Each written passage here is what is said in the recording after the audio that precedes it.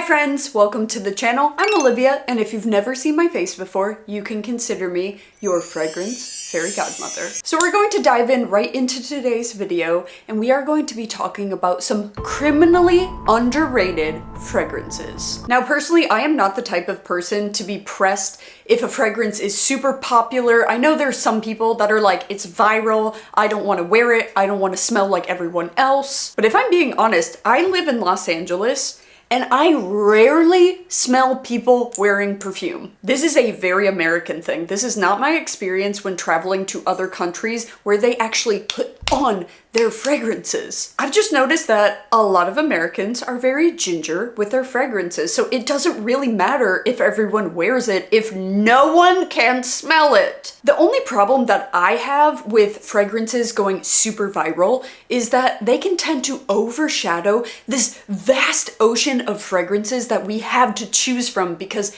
there are so many fragrances out there to discover. So I have some fragrances here that I'm going to share with you guys today that I think need to be talked about more. Now, they may be talked about within the niche stratosphere, but I am talking about the mainstream. More people need to know about this in the mainstream. So if you want to hear about some hidden gems or criminally underrated fragrances, you are in the right place. So grab yourself a little snack, maybe some candy.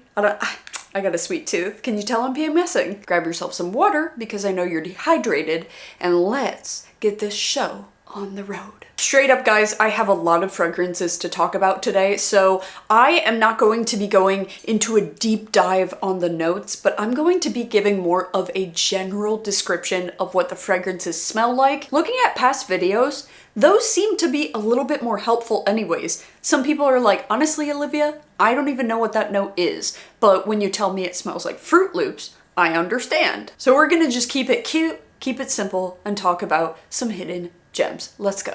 Starting off with an affordable fragrance that you can pick up at Target, and this is from the brand Being Frenshe. This is Ashley Tisdale's line. And I personally have not heard a single person talk about the fact that they got a brand new scent in their collection. This is called Moon Milk. And I'm about to put you guys on game because if you like the scent Nightcap from Orabella, this is super similar but much more affordable. This is a cozy, creamy, comforting vanilla scent without being super duper sweet. It is edible, but it's not super sweet because you are getting a little bit of a spiciness coming from a ginger, and you're also getting this almost oatmeal like quality, unsweetened oatmeal. So when it first opens up, you are getting something that's spicy, that is zesty, almost has like a citrusy sort of scent to it. And as it dries down, you get this warm, cozy vanilla. You are getting a little bit of nutmeg, so it almost feels like a holiday scent. And this layered with Nightcap from Orabella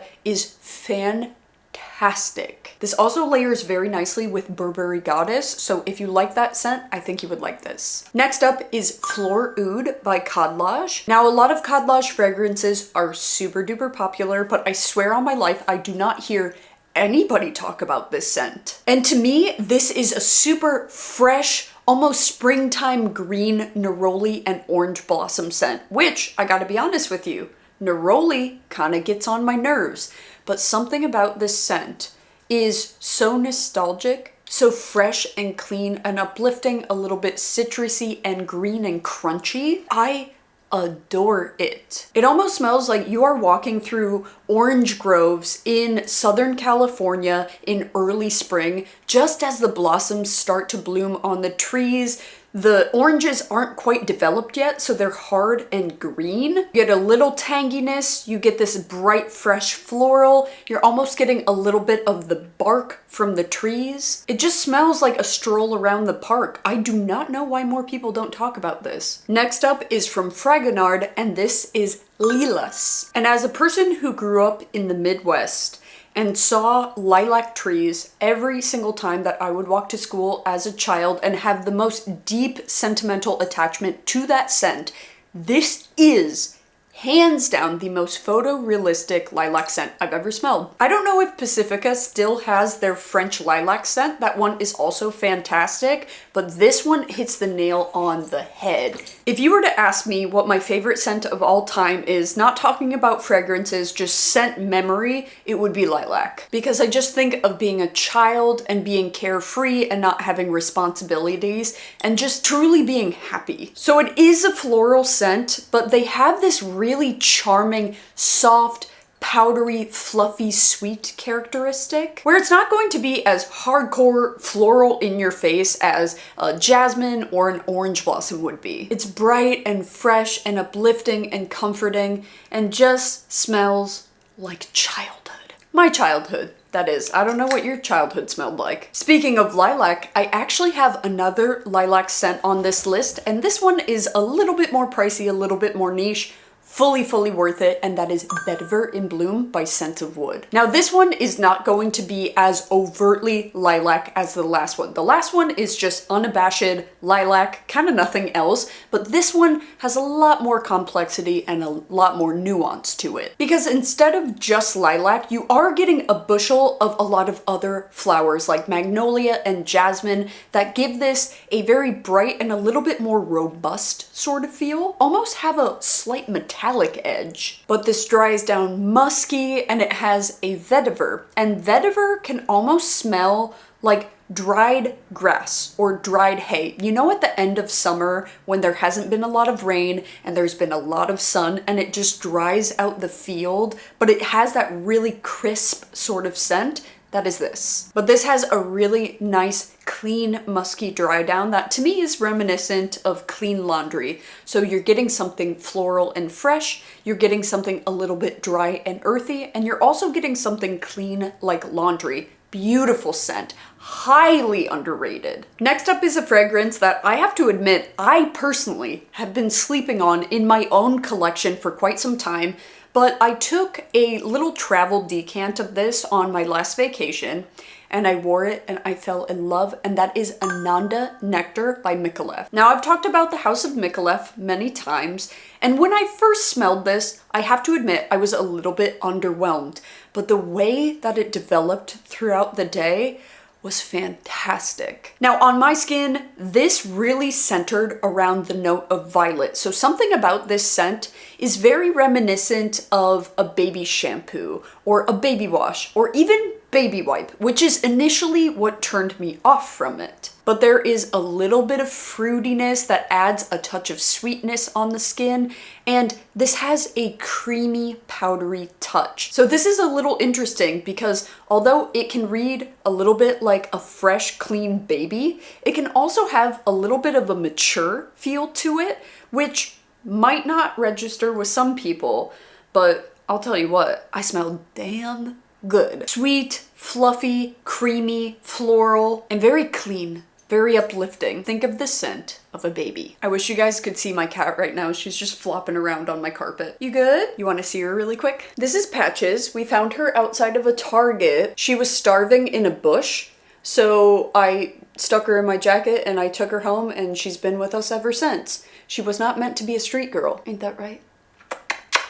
Okay, I feel like I've been talking about a lot of floral fragrances. Maybe it's because I feel like floral is just kind of being slept on in the shadow of gourmand fragrances at the moment. So I'm trying to prevail a little justice for floral fragrances, but let me see if I have some non-florals. Taking it in the little bit more fruity direction, I don't hear a lot of people talk about this, and this is Dirty Peach from Heretic. Now, if you are a fan of Bitter Peach by Tom Ford, but that one had just a little bit of an abrasive patchouli, this is similar, but is going to have a little bit more of a quaint, softer characteristic. This smells like a photorealistic peach, and I am very picky about peaches in fragrance because sometimes it translates to kind of smell like dirty armpit. Have you guys noticed that? Like, I don't like an artificial smelling peach, but this is a natural smelling peach.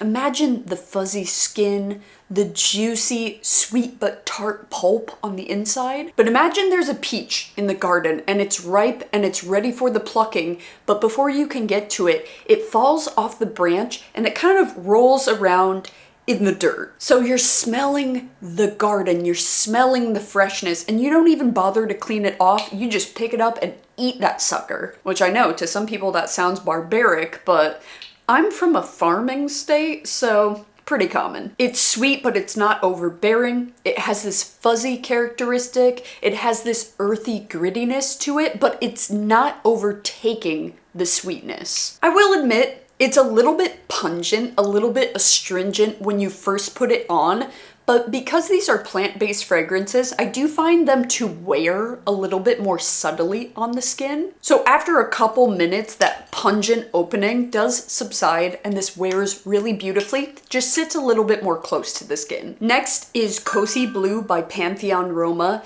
and I wore this on a trip to Italy last year around this time. I actually might be going soon, so I'll update you on that soon. But I wore this when we went to see some really big, beautiful cathedrals, and this was very fitting because this is an incense fragrance. And although overwhelmingly this is a resinous incense fragrance, this is very complex. It has a lot of multifacetedness to it. You get something a little bit salty, you get something woody, you get something a little bit vanillic, you get floral, and imagine that all dancing around a haunted cathedral. I do find some incense fragrances to be a little bit heavy, a little bit dark, and a little bit depressing to wear, but this does have enough uplifting characteristics to it that it has this airiness, yet it lasts forever. So if you like the smell of incense, of resinous tree bark, if you like dried hay and a saltiness, this, so good. Such a cool fragrance. Not for everybody, definitely for me, and I have a lot of memories tied to this. Next up is a fragrance that I've talked about over on my Instagram and TikTok many times, and I will give the fair warning.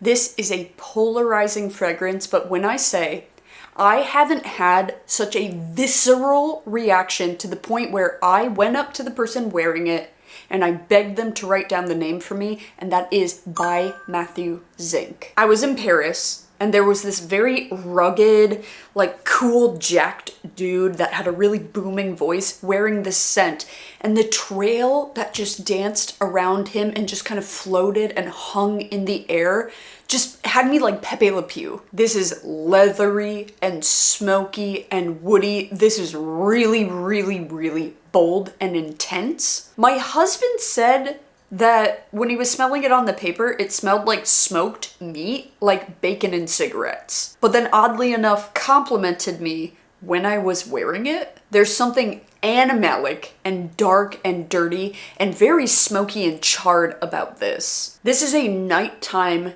skanky, naughty, do no good sort of scent.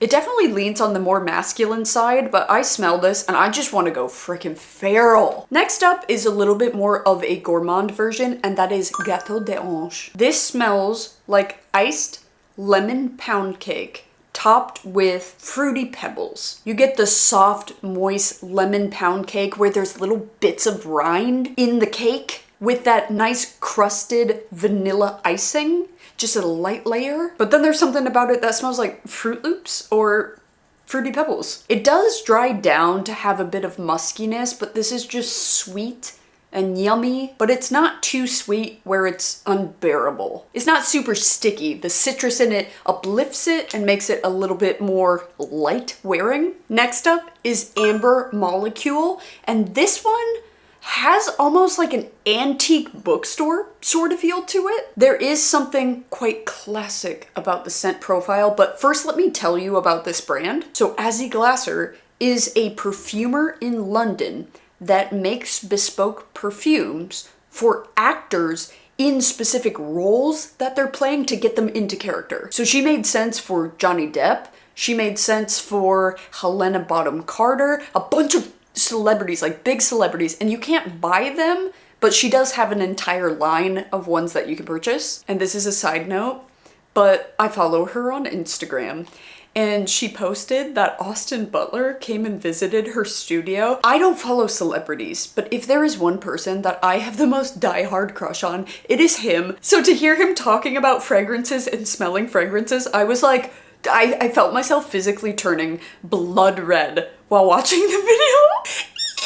He's so cute. Anyways, back to the scent. This is going to be a very classic amber fragrance. This is going to read a little bit vintage to some, but for those of you who like amber scents, I think you would like this. It comes off warm and rich, it comes off powdery, but in the base you have a vanilla sandalwood that adds this kind of creamy, milky, enveloping touch. So to me, this is almost like a twist on some classic fragrances. Again, another one of those scents that when you first put it on, you're like, that is a lot. But after a while, the bubble that this creates around you just kind of gives this like, I did that and my cat thought I was talking to her. No, baby, I wasn't calling you. I'm so sorry. Next up is Sweet Taboo by Chris Collins, and I'm happy to see that this brand is getting a little bit more airtime when it comes to the internet, but I still feel like we can draw this into the mainstream because these are very high quality niche scents. To me, this smells like early fall, and you are on the countryside and you're looking out into the forest and all of the trees have turned this burnt orange, red, yellow as far as the eye can see. And you're sipping on a warm, unsweetened cup of red tea that has some holiday spices like a cinnamon and a nutmeg and a clove. And you're getting an inhale of fresh fall air. You're looking out at this spectacular sight and it's a little bit chilly, but you're being warmed from the inside by this red spiced tea. Undeniably has a bit of a holiday sort of feel to it. And the performance of this scent and this entire line is fantastic. Projection without being overwhelming and a lasting power up to 14 hours, I would say. Warm, comforting, a little bit earthy, spicy, fantastic. I feel like I haven't talked about anything for my like clean and fresh lovers, so let's talk about Current Culture by Roan. So this is also going to be a tea fragrance, but something about this feels a lot more clean and fresh and is going to be a little bit more like a laundry scent, but hear me. Imagine you live on the English countryside by the shore. So you're getting a little bit of that fresh ocean breeze and you are hanging laundry to dry on the line. So it has that clean, crisp, musky, almost linen-like scent. And you are having a glass of chilled green tea. Polished and clean and easygoing, but unusual at the same time. For those days that I want to smell clean, but I do not want to smell basic, this is the one. Next up, if you are a fan of a creamy sandalwood scent, I don't know why more people are not talking about this, but 1015 by Room 1015. So to me, this is like Somebody Would by Fleur had a baby with G Water by Byredo. Sandalwood can go one of two ways. It can either smell very almost medicinal and herbal, like in Santal 33, where people think it smells like pickles, or it can have this warm, creamy, milky sort of scent. That is this. So imagine woody, warm, creamy, but then you have a little bit of a powdery leather suede-like touch. This is the kind of scent that if someone was wearing this and they hugged me, I don't think I could let go. I would just want to be buried in their essence forever. Fresh enough that you could really wear this anywhere, but sneakingly sexy? Next up, I feel like this one isn't necessarily such a hidden gem or an underrated fragrance because I've talked about it a ton on this channel, but I feel like for some reason, people are still afraid of cannabis fragrances, so I'm still gonna show it to you, and that is London Funk. Now get it out of your mind that this is going to smell like a burning spliff. There is nothing dirty smelling about this. I'm talking about the actual bud, the plant. So there's something undeniably bright and citrusy about this with a crisp herbal touch that's heightened with some basil. So it's green, but it's not grassy and it's quite tart. So you smell it and you're almost like, whew, my eyeballs are tingling. And oddly enough, when I wear this fragrance, I only get compliments from men, not women. Men. I have a lot of cannabis fragrances in my collection, and I feel like I don't talk about them a lot because every time I say cannabis, people are like, ew, why would I want to smell like that? Once again, I'm not talking about some dirty little roach clip. I'm talking about the fresh, herbal, sharp, beautiful, crisp green plant. Put a little respect on its name. Thank you very much. Speaking of another very polarizing herbal green scent, that would be patchouli, and for a patchouli fragrance that I can't not get off my mind, that would be Suma by Nuit Nomade. Patchouli gets a bad rap because when it's not done well, it can be very scratchy and very unpleasant, but when it's done well, it is an aphrodisiac. This is well documented. Because yes, it will have an earthy herbal touch like a lavender or a tea sort of scent, but it also has this enveloping warmth and a little bit of bitterness that can be reminiscent of chocolate. This smells like a warm, rich, spicy, earthy, bitter, dark chocolate. But on the dry down, this goes very woody with a little bit of booziness. So it's funny to me that a lot of people say, I don't like patchouli, but when I wear this, well, they're singing a different tune. This has this warm, earthy grittiness that just makes you want to smell it over and over and over. And I've had this scent for a while. A little goes a long way. I personally only wear 1 to 2 sprays when I wear this because it really does envelop you, because patchouli is quite potent. And lastly, I'm going to finish off today with a fragrance that if you are a frequent on this channel, you will have heard me speak about from the very, very beginning, and that is Je ne sais quoi by Cabanel. So this is a creamy, milky matcha latte sort of scent, but to my nose, there is almost something reminiscent of a nut butter. Think of the halfway point between peanut butter and almond butter, and then that intoxicating aroma of the scent of a baby's head. That sweet, creamy, milky scent that you just want to sit there and like, you kind of want to take a bite of them, but you know they're a baby, so you can't. My clock must be ticking because I see a baby and I like want to sniff them. And I have a girlfriend of mine who famously does not like fragrances. She just thinks everything smells too perfumey, and she likes just straight patchouli oil. But she picked me up from the airport when I initially bought this and I wore it. She texted me the next morning and was like, hey, what perfume did you have on when I picked you up? Because it's still in my car. It smells fantastic. And I asked her, does it smell like fresh baby and peanut butter to you? And she responded, oh my God, you're kind of right. So imagine creamy, milky, sweet, foamy matcha latte, fresh baby head with a little dollop of peanut butter. Ah, all right.